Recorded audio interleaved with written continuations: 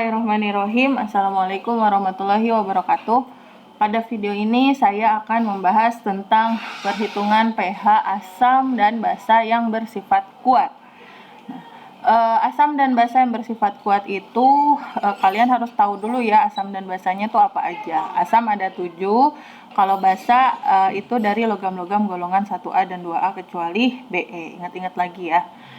Oke, nah bagaimana konsep perhitungan pH dari asam kuat dan basa kuat? Nah, jadi ketika kita mau menghitung pH, ya, pH itu ngitung pH itu rumusnya ya adalah min log konsentrasi H+. Ya. Jadi ketika kita mau menghitung pH, maka secara tidak langsung kita harus mencari atau harus mengetahui data konsentrasi H+. Ya. Karena suatu asam maupun basa kuat itu dia terurai sempurna menjadi ion-ionnya, menjadi ion H. Kalau dia asam terurai menjadi ion H+ dan sisa asam. Contohnya misalnya HCl itu dia akan terurai sempurna menjadi H+ dan Cl- sebagai sisa asamnya, maka konsentrasi H+ itu ya sebanding bisa kita cari sebanding dengan konsentrasi asamnya ya, tergantung jumlah ion H+-nya. Jadi kalau misalnya si asam ini misalnya HCl ketika terurai menjadi H+ dan Cl-, valensi si H-nya ini ya, jumlah H pada HCl-nya ini menentukan konsentrasi si H+-nya ya. Jadi kalau misalnya kalau misalnya si HCl, si asam ini valensinya itu 1, maka konsentrasi H+-nya sama dengan konsentrasi asamnya. Tapi kalau asamnya itu valensinya 2, misalnya H2SO4, menjadi dia terurai akan menjadi 2H+. Ya, kenapa 2H+? Karena H-nya di sini ada 2. Ditambah SO4 2-. Ya, ini kalian bisa pahami dari konsep ion ya, ion-ion poliatom. Kenapa SO4 muatannya 2-? Ya karena dia ion poliatom yang bermuatan 2-. Nah, kalau seperti ini adalah asam kuat yang valensinya itu 2. Ya, kenapa 2? Karena dia punya 2H+. Ada 2 hidrogen sehingga terurai menjadi 2 ion H+. Maka konsentrasi H+-nya itu ya konsentrasi H+-nya itu akan sama dengan konsentrasi si asam dikali 2. Kenapa?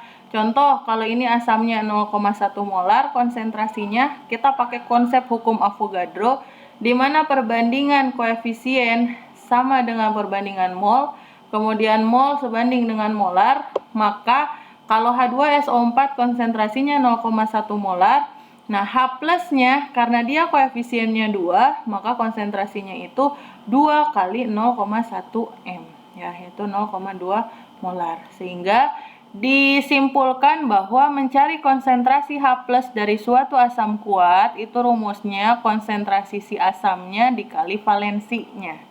Nah, valensi dari asam itu dilihat dari jumlah ion H+-nya, ya.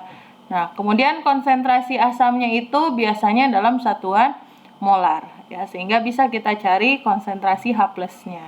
Nah, dengan cara yang sama pada basa, kalau asam yang kita cari konsentrasi H+, kalau basa yang kita cari adalah konsentrasi OH-. Nah, untuk basa kuat ya sama dengan asam kuat, konsentrasi OH-nya itu sama dengan bisa dicari dengan mengalihkan konsentrasi si basa kuat dengan jumlah valensinya. Kalau asam valensinya itu dilihat dari jumlah ion H+, maka kalau basa valensinya itu dilihat dari jumlah ion OH-. Ya, jadi contoh misalnya NaOH. NaOH itu OH-nya ada 1, berarti valensi si NaOH adalah 1. Kalau saya punya BaOH 2 kali. Nah, BaOH 2 kali dia kan basa kuat. OH-nya ada 2, berarti valensinya 2. Saya punya MgOH 2 kali. Ini juga basa kuat. Nah, OH-nya ada 2, berarti valensinya sama dengan 2 ya. Nah, nanti kalau konsentrasi basa kuatnya udah ada, valensinya udah ada, maka kita bisa menentukan konsentrasi ion OH-. Nah, kalau konsentrasi OH-nya udah ada, kita bisa menghitung pOH. Pakai rumus apa? Min log konsentrasi OH-. Nah, terus ngitung pH-nya gimana? Kan rumus pH itu bukan cuman ini. Ya, ada satu lagi rumus pH. Mencari pH itu sama dengan 14 dikurangi pOH. Ya. Oke. Nah, artinya kalau kita mau mencari pH dari asam maupun basa kuat, maka cari dulu atau hitung dulu konsentrasi H+-nya atau konsentrasi ion OH-nya ya. Dan untuk menghitung H+ atau OH- ini, maka kita perlu data konsentrasinya. Konsentrasi si asam kuat atau basa kuat ini. Konsentrasinya dalam satuan molaritas.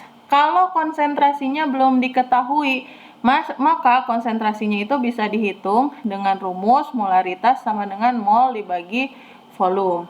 Kemudian mol bisa dicari biasanya dengan menggunakan rumus massa per mR.